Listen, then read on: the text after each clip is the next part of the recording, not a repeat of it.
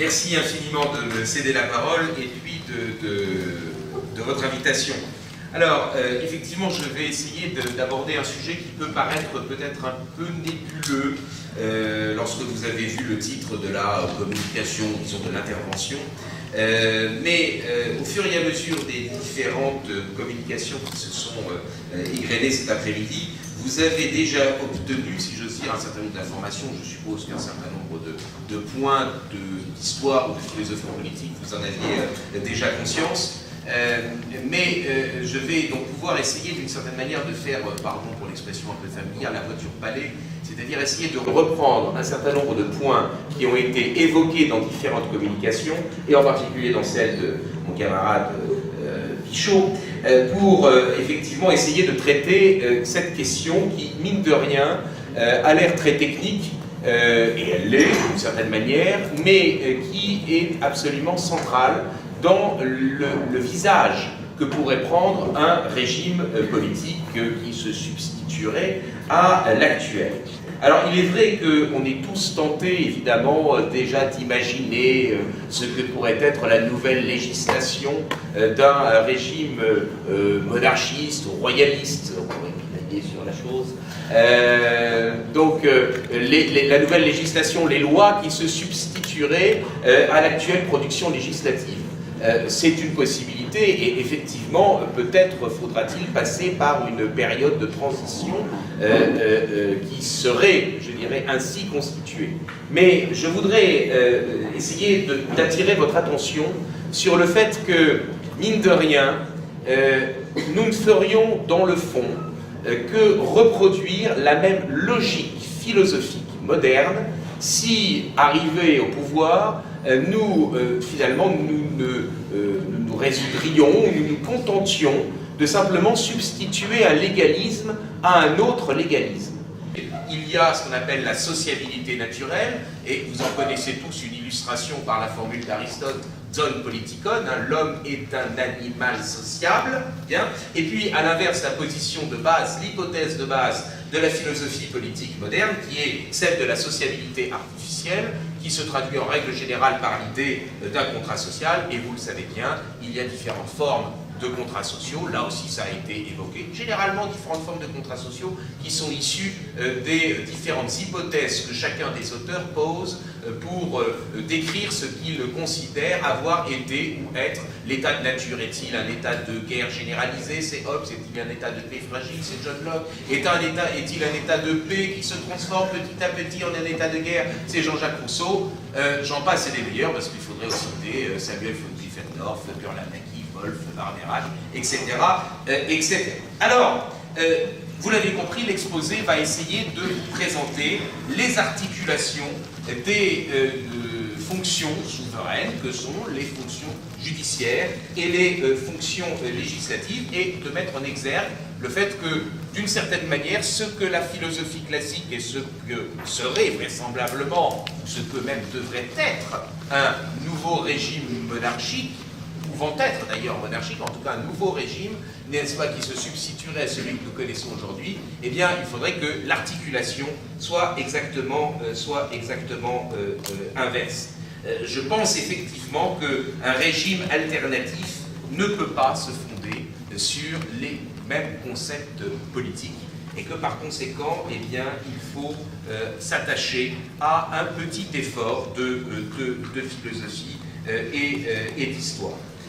Point par point, je vais donc essayer de vous présenter ces différents éléments, je dirais, d'opposition. Et vous l'avez peut-être remarqué, j'ai écrit les thèses de la philosophie classique sur des papiers blancs et les thèses de la philosophie moderne sur des papiers bleus. Ah, bon, ça fait rire personne, ça fait rire. Non, je l'ai fait, c'est pas grave. Bon, on s'amuse. C'est très drôle. On s'amuse avec ce qu'on veut.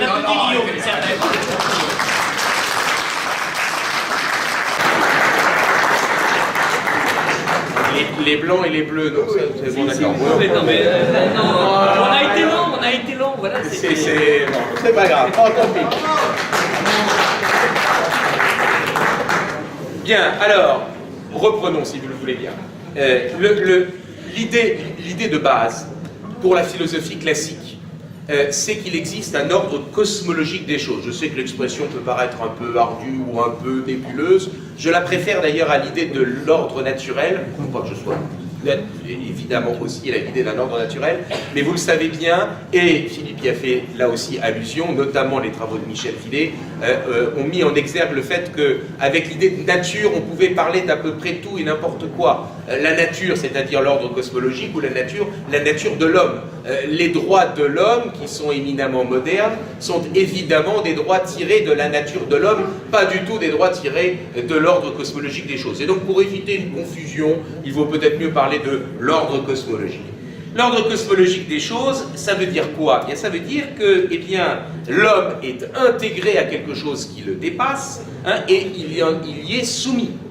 Ça veut dire évidemment que se pose à ce point-là de la discussion une question dont je vous rassure, je ne vais pas la traiter, la question de l'origine de cet ordre cosmologique. Hein. Évidemment, est-il le fruit du hasard? Est-il une création divine? C'est une très bonne question, mais vous en conviendrez que naturellement ce n'est pas l'objet, n'est-ce pas, de la discussion d'aujourd'hui.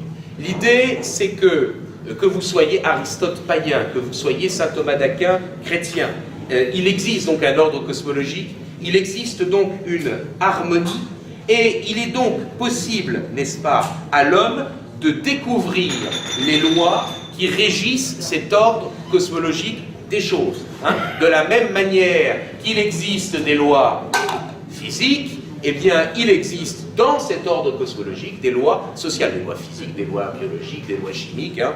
Ne me demandez pas de vous en parler, je suis totalement, évidemment, incompétent. Et donc, il existe un certain nombre donc, de lois que l'homme n'a pas à créer, il n'a pas à se faire législateur, n'est-ce pas? Il a à découvrir, n'est-ce pas, par l'observation, par l'analyse, eh bien, les règles qui régissent cet ordre naturel des choses. Précisons, n'est-ce pas, si vous le voulez bien au passage, faire une toute petite parenthèse à ce moment de la conversation, que bien évidemment, vous le voyez, l'idée même de démocratie antique et l'idée de démocratie moderne sont totalement opposées. Leurs finalités ne sont pas les mêmes. Ce n'est pas parce que vous avez une assemblée avec des personnes élues ou choisies ou tirées au sort qui se réunissent pour débattre, qu'évidemment vous avez le même objet de leur débat. Dans la démocratie antique, eh bien, l'objet, c'est de découvrir ces règles qui régissent l'ordre des choses. Dans la démocratie moderne, l'objet, c'est de se substituer à l'ordre cosmologique des choses. Et donc, par conséquent, il faut faire attention à cela. Et dans le fond, la démocratie antique est peut-être beaucoup plus proche du régime traditionnel monarchique de l'ancienne France que ne l'est, eh bien, la démocratie contemporaine. Alors, s'il existe un ordre naturel des choses, si cet ordre naturel recèle en lui un certain nombre de règles que l'homme n'a pas à créer, mais à découvrir, si cet ordre est en harmonie, si cet ordre est équilibré, eh bien, il faut bien le dire, l'homme est capable, malheureusement, de détruire cette harmonie, d'introduire un déséquilibre, de provoquer, n'est-ce pas, ce que les Grecs anciens appelaient une démesure, une hubris, ou ce que les juristes romains appelaient une injuria, ou si j'ai jamais très bien compris, enfin, toujours mélangé à la prononciation restituée et gallicane, bon, une injure, une injuria. Bon. Donc l'idée, c'est que l'ordre naturel des choses est en harmonie, que eh bien, l'homme doit essayer de restaurer l'harmonie qui a été brisée. Ça signifie que la fonction primordiale du pouvoir politique, c'est de restaurer l'ordre naturel, n'est-ce pas, hein? Il est, n'est-ce pas, intéressant, n'est-ce pas, de constater que, et là c'est une conséquence, c'est une parenthèse que j'évoque à ce moment-là également, il est intéressant donc de constater que la légitimité, ça a été également évoqué, la légitimité dans le fond d'un régime politique, dans la conception classique des choses, dans la philosophie classique, c'est effectivement de se conformer à cet ordre naturel. Il y a dans le fond le régime politique, et ici nous avons tous évidemment une prédilection plutôt pour l'un que pour un autre, mais il ne faudrait pas s'y méprendre.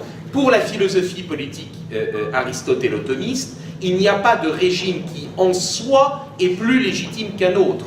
Un régime politique est légitime parce qu'il restaure l'harmonie des choses qui a été brisée par les hommes, parce qu'il réalise, ça a été dit, le bien commun. Il n'y a pas de régime politique légitime in abstracto, il y a une légitimité parce que ce régime in concreto réalise ce bien commun. Or, l'objectif d'un régime politique légitime, n'est-ce pas, dans la conception classique des choses, c'est donc de restaurer l'harmonie brisée, l'harmonie qui a été brisée par l'action des hommes. Autrement dit, la fonction judiciaire est donc la fonction politique primordiale. Ce n'est pas la fonction législative. L'homme doit découvrir les règles qui régissent l'ordre naturel des choses, il n'a pas à les produire.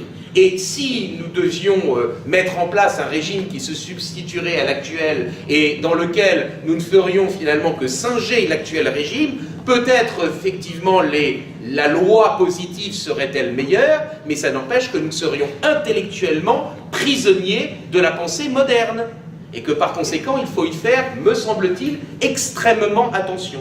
Dans la pensée classique, la finalité du pouvoir politique et donc de restaurer l'ordre des choses, pardon pour ces répétitions, le judiciaire donc prime sur le législatif, et le législatif n'est en quelque sorte, n'est-ce pas, qu'au service du judiciaire. Je continuerai la démonstration si vous le voulez bien, mais juste un mot pour faire la comparaison avec le système moderne. Le système moderne, il n'existe pas d'ordre cosmologique des choses. La société, la sociabilité, et la société est donc un artifice. Et cet artifice eh bien, est généralement proposé par les auteurs comme étant donc un contrat social. Contrat social qui permet aux hommes, n'est-ce pas, de passer d'un hypothétique état de nature à un état de société. Et cela a été dit à l'occasion des conférences précédentes. On abdique donc une partie de notre liberté, voire la totalité de notre liberté, pour obtenir la sécurité. Une partie de la liberté, c'est le schéma lockéen, la totalité de la liberté, c'est le schéma hobbésien ou rousseauiste, qui n'est pas exactement le même d'ailleurs, mais enfin, qui aboutit au fait, effectivement, d'une société plutôt de type totalitaire, puisque les hommes se sont dépouillés entièrement de leurs droits naturels au sens moderne du terme, c'est-à-dire des droits tirés de leur nature humaine, pour qu'il y ait effectivement une société qui soit créée. De la même manière, donc, qu'il n'y a pas d'ordre politique s'il n'y a pas de contrat social. De la même manière qu'il n'y a pas de société s'il n'y a pas de contrat social, il n'y a donc pas d'ordre politique s'il n'y a pas de constitution écrite. L'obsession révolutionnaire pour la rédaction d'une constitution vient de là. Mirabeau, qui pourtant n'est pas le plus des excités, n'est-ce pas, des révolutionnaires, le dit, n'est-ce pas, il n'y a pas de constitution. Nous savons bien, par l'histoire, qu'il y a évidemment des règles d'évolution du trône, qu'il y a des règles concernant le domaine de la couronne, qu'il y a un certain nombre de règles de fonctionnement, d'articulation des institutions les unes avec les autres. Elles ont été produites petit à petit par, n'est-ce pas, la vie de la société, n'est-ce pas, ce sont des règles donc, de type coutumière, mais la modernité, partant du principe qu'il ne peut pas y avoir de société s'il n'y a pas de contrat social, part du principe également qu'il n'y a pas d'ordre politique s'il n'y a pas de constitution. Mais il faut aller plus loin. S'il n'y a pas d'ordre politique, s'il n'y a pas de constitution écrite, il n'y a pas non plus de règles de vie en société s'il n'y a pas de loi positive. Et c'est l'article 6 de la Déclaration des droits de l'homme et du citoyen de 89 que Philippe a cité tout à l'heure. La loi est l'expression de la volonté générale. Si vous dites à Aristote que la loi est l'expression de la volonté générale, il se poile. Il est mort de rire. Ça, ou alors il vous fait interner. Mais comprenez la logique. Il n'y a pas de société s'il n'y a pas de contrat social, il n'y a pas de constitution d'ordre politique s'il y a de constitution écrite, il n'y a pas de règles de vie en société s'il n'y a pas, n'est-ce pas, d'expression de la volonté. Et il est parfaitement logique qu'on confie la souveraineté à ceux qui sont à l'origine de l'existence même du corps social. Comprenez, quand vous êtes Aristote, quand vous êtes Cicéron, j'aime moins Cicéron, je suis désolé Philippe, quand vous êtes Cicéron, quand vous êtes saint Thomas d'Aquin, le régime politique, il est au service du corps social, en fonction des circonstances. Est-ce que vous allez instaurer la royauté dans un canton suisse? C'est pas forcément, évidemment, ce qu'il y a de plus évident comme cela. Pourquoi pas, à la limite, je vous dirais. Mais le fait est qu'il n'y a pas la nécessité. Un régime, il est légitime parce qu'il réalise l'intérêt du corps social à la tête duquel il est. À l'inverse, pour les modernes, il n'y a pas, si j'ose dire, le choix du régime en fonction des circonstances, hic et nunc, en fonction des besoins, en fonction du peuple, en fonction du lieu. Il y a la nécessité qu'il n'y ait qu'un seul régime politique qui soit légitime, c'est la démocratie telle que la modernité le définit, parce que tout simplement on confie le pouvoir souverain à ceux qui sont à l'origine même de l'existence de la société, ceux qui ont fait le contrat social. Le régime démocratique, il est absolument nécessaire.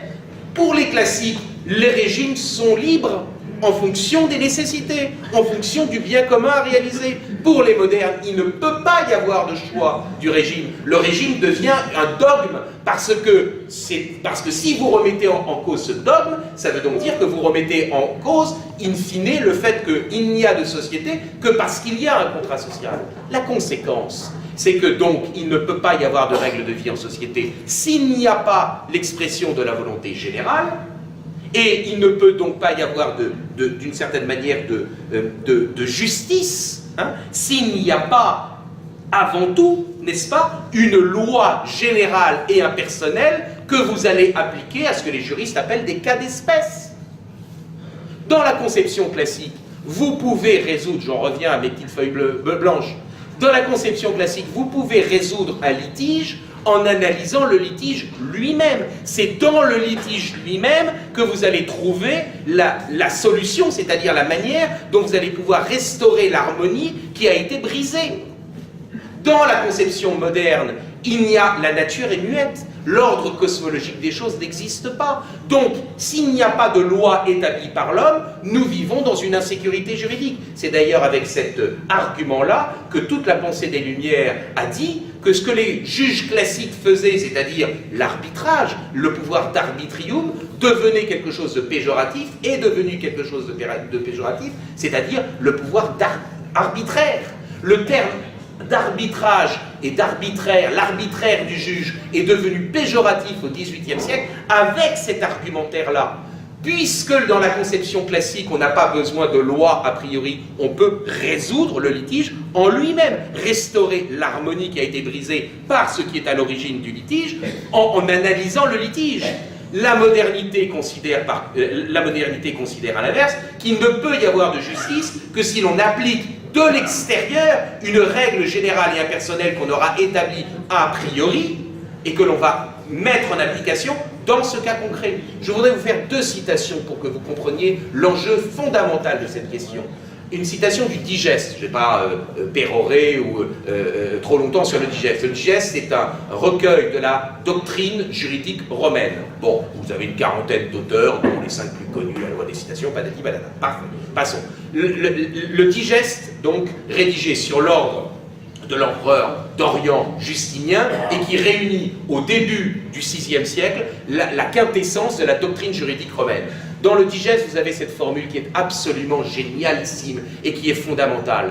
On ne tire pas le droit de la règle, on tire la règle du droit. On ne tire pas le droit de la règle, on tire la règle du droit. Réfléchissez un instant. Je pense que pour un certain nombre d'entre vous, et moi-même, quand j'ai commencé à étudier ces questions-là, ça nous choque. Parce que nous sommes, comme d'une certaine manière, finalement, intoxiqués par la pensée philosophique moderne. Nous avons tous absorbé l'idée que l'on a dans Montesquieu, et cette idée elle est génialement écrite, parce que Montesquieu n'aurait pas eu cet impact s'il n'était pas brillant, cette idée qu'il y a dans l'esprit des lois, et qui synthétise la pensée moderne d'une certaine manière sur cette articulation du judiciaire et du législatif. Il dit « le juge est une bouche qui prononce les paroles de la loi ». Et nous avons tous intégré plus ou moins cette idée-là. Le juge est une bouche qui prononce les paroles de la loi. Ça veut dire que nous avons intégré qu'il faut qu'il y ait une loi positive, qu'ensuite le juge sera chargé d'appliquer à des cas concrets, à des cas d'espèce. Ça va tellement loin cette idéologie, n'est-ce pas, que pendant la Révolution, et ils ont dû l'abandonner après, ils avaient mis en place ce qu'on appelle le référé législatif. Si la loi ne prévoyait pas explicitement le cas, il fallait que le juge sursoit à statuer pour en appeler au législateur, pour que le législateur puisse établir la loi qu'ensuite le juge, lui, pourrait appliquer. Alors, avec Portalis, il y a eu un adoucissement permettant que, effectivement, on puisse envisager quand même de rendre justice, même dans le cas où la loi serait lacunaire ou ne prévoirait pas tout. Parfait. Mais ça n'empêche que le principe reste le même. Le juge est une bouche qui prononce les paroles de la loi. À l'inverse, dans la pensée classique, le juge, n'est-ce pas, peut trouver une résolution au litige dans le litige lui-même. Et c'est par l'expérience judiciaire, de la même manière qu'on branlote du radium et qu'on trouve des lois physiques, n'est-ce pas? Je sais, bon, c'est bon, voilà. Eh bien, c'est de la même manière, n'est-ce pas, que par l'expérience, on trouve les lois physiques, c'est par l'expérience judiciaire que petit à petit, on peut trouver effectivement des lois juridiques. Parce qu'on aura résolu au fur et à mesure, n'est-ce pas, au fur et à mesure des litiges. Je sais que cela peut paraître étonnant, choquant, frustrant, j'en suis parfaitement conscient. Je vous dis simplement que si peut-être dans un premier temps, on peut envisager, par souci de survie, de substituer une légalité à une autre légalité, il n'y aura un retour à un régime politique sain que s'il y a une réarticulation des fonctions judiciaires et législatives dans le sens inverse de celle qui est actuellement le nôtre. Alors, c'est trop tard. J'aurais voulu, mais ça sera l'occasion d'une autre rencontre, vous expliquer comment justement on rend justice dans la conception classique, n'est-ce pas? Comment on rend justice dans la conception classique? Eh bien alors là, vous n'aurez qu'à vous reporter, si j'ose dire, soit à la Somme théologique, seconda, question 60, si je ne m'abuse, et l'éthique à Nicomaque d'Aristote, le livre 5, et vous verrez ce que c'est que l'égalité arithmétique qui permet de réaliser la justice commutative, c'est-à-dire les relations de la personne à la personne, et puis l'égalité géométrique qui permet de distribuer les choses, n'est-ce pas, dans le cadre des relations de la personne avec le tout, avec la société, et c'est ce qu'on appelle la justice distributive. La justice commutative, c'est ce qu'aujourd'hui on appelle la justice civile et la justice pénale. La justice distributive, c'est ce que nous appelons, et ce que nous appellerons, bien sûr, eh bien, la justice sociale. Merci de votre attention et pardon d'avoir été un peu déçu.